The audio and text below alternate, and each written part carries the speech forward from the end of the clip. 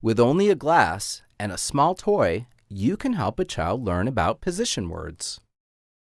You can ask the child to put the toy in different positions. For example, you could say, "Put the elephant on the glass." Or, "Put the elephant beside the glass."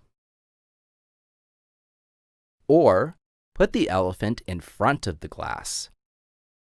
You can use any other positions like under, behind, or inside. It can also be fun for the child to ask you to put the toy in different positions.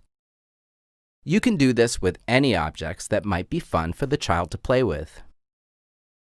This game helps a child learn position words.